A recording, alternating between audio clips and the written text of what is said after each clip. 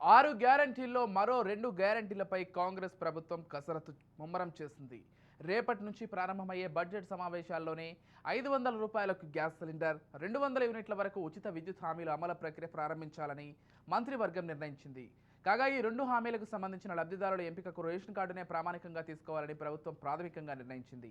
ఇందుకోసం సంబంధిత అధికార యంత్రాంగం అన్ని సన్నాహాలు ప్రారంభించింది. పేదలకు 200 యూనిట్ల వరకు ఉచిత విద్యుత్కు సంబంధించి విద్యుత్ శాఖ విధి విధానాలు రూపొందిస్తోంది. ఈ నెల కరెంటు బిల్లు లెక్కలు తీసుకునేందుకు వచ్చే వ్యక్తి బిల్లు కోసం వచ్చినప్పుడే మీటర్ నెంబర్ యాక్టివేట్ అవుతుంది. ఆయా బిల్లుకు సంబంధించి ఉన్న ఇంటి యజమాని ఆధార్, రేషన్ కార్డు, ఫోన్ నెంబర్లు, ఇతర వివరాలు ఎంట్రీ చేసే కార్యక్రమం కొనసాగనుంది.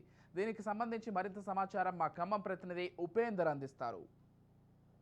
6 గ్యారంటీల్లో భాగంగా మరో 2 గ్యారంటీలను ఈ నెలలోనే అమలు చేయాలనే కాంగ్రెస్ ప్రభుత్వం భావిస్తుంది. ఈ నేపథ్యంలోనే దానికి సంబంధించి ఈ నెల 8న బడ్జెట్ సమావేశాలకు ముందుగానే ఈ 2 గ్యారంటీలను కూడా అమలు చేయాలని చెప్పేసి భావిస్తూ దానికి సంబంధించి ఏదైతే 500కు గ్యాస్, అదేవిధంగా 200 యూనిట్ల లోపు విద్యుత్తును వినియోగించుకునే వినియోగదారులకు కూడా ఉచిత విద్యుత్తును అందించాలని చెప్పేసి భావిస్తున్న నేపథ్యంలోనే ఇప్పటికే విద్యుత్ శాఖ అధికారులకు కూడా సూచనలు చేసిన నేపథ్యంలో వారు ఈ రోజు నుంచి కూడా ఏదైతే గృహాలకు వినియోగిస్తున్నటువంటి కన్జ్యూమర్ దగ్గర కూడా వారికైతే ఆన్లైన్ చేసి, అంటే మీటర్లు సంబంధించినటువంటి ఆన్లైన్ చేసి వారందరికీ కూడా కొన్ని అంటే ఏదైతే సందేహాలు ఉన్నాయో అవన్నీ కూడా నివృత్తి చేస్తున్న పరిస్థితి కనిపిస్తుంది. ఈ నేపథ్యంలోనే గృహాలకు సంబంధించినటువంటి ప్రతి మీటర్ను కూడా అటు ఆధార్ కార్డు, రేషన్ కార్డుతో కూడా అనుసంధానం చేస్తున్నారు. దీనికి సంబంధించి ఇప్పటికే మనతో పాటు ఎలక్ట్రిసిటీ ఏఈ రామారావు మనతో ఉన్నారు. వారిని అడిగి మరిన్ని విశేషాలు తెలుసుకుందాం. చెప్పండి సార్, దాదాపుగా ఇప్పటికే ఉదయం నుంచి కూడా మీరు విస్తృతంగా కూడా ఈ మీటర్కి సంబంధించినటువంటి ఆన్లైన్ చేస్తున్న పరిస్థితి కనిపిస్తుంది. మీకు ఎటువంటి సమస్యలు, సందేహాలు వస్తున్నాయి?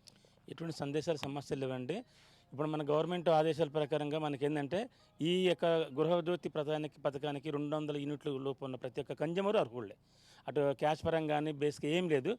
రాష్ట్రంలో ఉన్న ప్రతి ఒక్క వినియోగదారుడు దీనికి అర్హులే.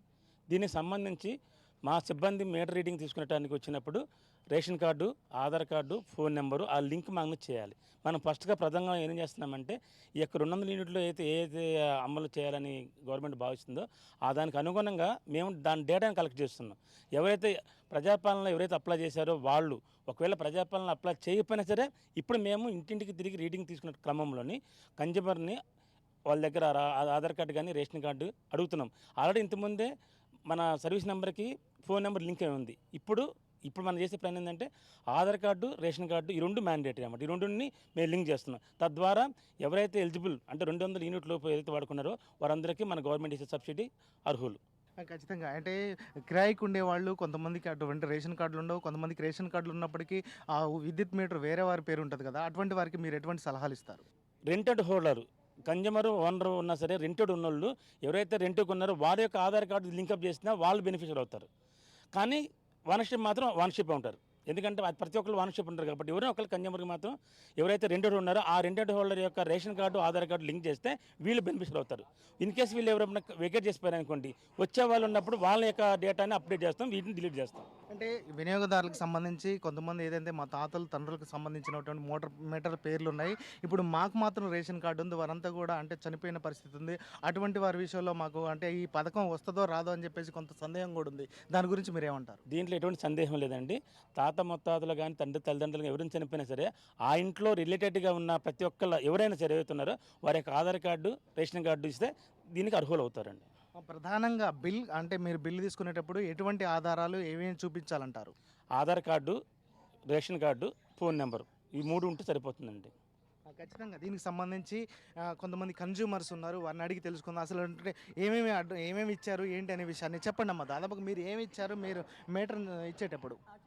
ఆధార్ కార్డు, రేషన్ కార్డు, అవి 2, ఫోన్ నెంబర్. అంటే దీనికి సంబంధించి మీకు అంటే ఏమన్నా అభిప్రాయాలు ఏమన్నా ఉన్నాయా, సమస్యలు ఏమన్నా ఉన్నాయా? ఏం లేవు.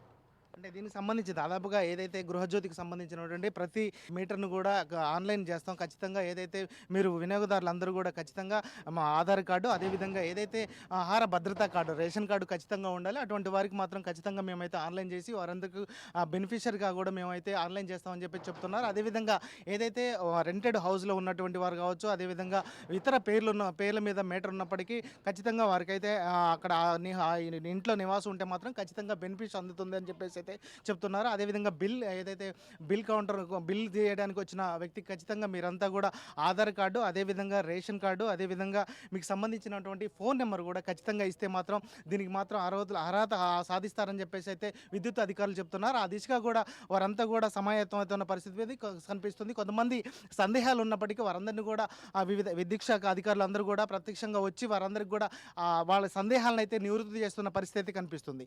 ఇది ఇక్కడ పరిస్థితి. కెమెరా పర్సన్ నరసింహరావుతో ఉపేందర్, రాజ్ న్యూస్, ఖమ్మం.